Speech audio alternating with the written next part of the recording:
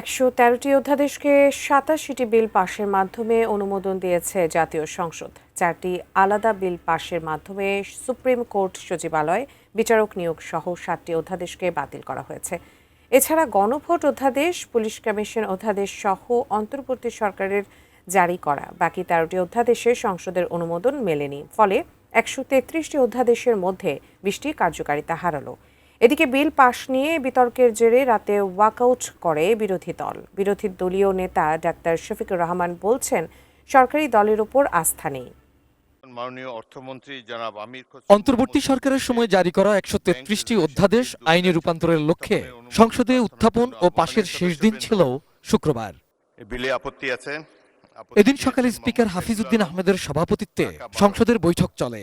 নতুন সরকারের অন্যতম অর্থনৈতিক চ্যালেঞ্জ হিসেবে আন্তর্জাতিক বাজারের দাম বেড়ে যাওয়ায় জ্বালানি খাতে ভর্তুকি বাড়ানোর বিষয়টিকে উপস্থাপন করেন অর্থমন্ত্রী।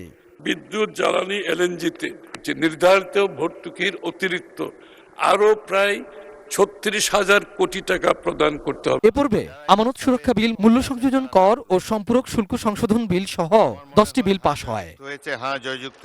জুমার নামাজের বিরতির পর ডেপুটি স্পিকার ব্যারিস্টার কায়সার কামালের সভাপতিত্বে আবারও বসে সংসদের অধিবেশন। এ সময় জুলাই গণ অভ্যুত্থানের শহীদ পরিবার এবং জুলাই যোদ্ধাদের কল্যাণ ও পুনর্বাসন বিল পাশে সবাইকে সমর্থন জানানোর আহ্বান জানান বিরোধী দলের সংসদ সদস্য শাহজাহান চৌধুরী। মুখরিত হয়ে ওঠে পুরো অধিবেশন কক্ষ।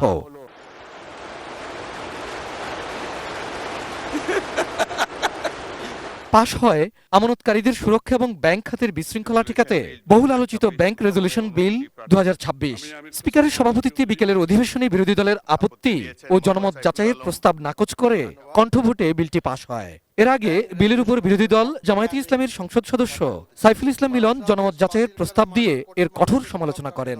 ব্যাংকিং খাতের সংকটের মূল কারণ। বিরোধিতার জবাবে অর্থমন্ত্রী আমির খসরু মাহমুদ চৌধুরী বলেন, এরই মধ্যে সরকার ব্যাংক খাতে ৮০,০০০ কোটি টাকা বিনিয়োগ করেছে, আরো প্রায় ১ লাখ কোটি টাকা প্রয়োজন হতে পারে। সরকারের পক্ষে এত বিশাল পরিমাণ অর্থ বহন করা সম্ভব নয় বলেও মনে করেন তিনি। সম্পদ, দায়,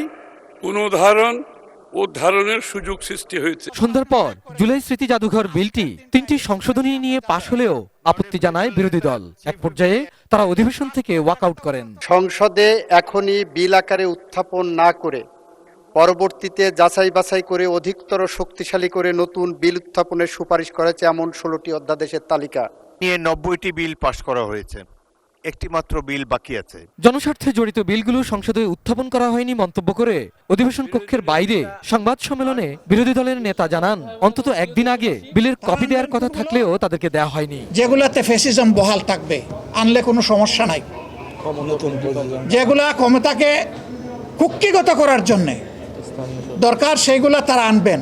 বাদ হয়ে যাওয়া 16টি বিল আগামী অধিবেশনে উত্থাপনের কথা জানালেও সরকারি দলের উপর আর আস্থা রাখতে পারছে না বলে জানায় বিরোধী দলের নেতা ডাক্তার শফিকুর রহমান। পরবর্তীতে আমরা আলাপ আলোচনা করে এটা আমরা সিদ্ধান্ত নেব এবং এটা আমরা ল্যাপস করলেও এখন এটা আবার নেক্সট সেশনে আমরা আনবো এরকম। বিকেলের পর্বে অর্থ বিল, ঢাকা সেন্ট্রাল ইউনিভার্সিটি বিল, সাইবার সুরক্ষা বিল, গ্রামীণ ব্যাংক সংশোধন বিল সহ 13টি বিল পাশ হয়। গণতন্ত্রের spirit. Abul Kalam Azad, ATN news, Dhaka.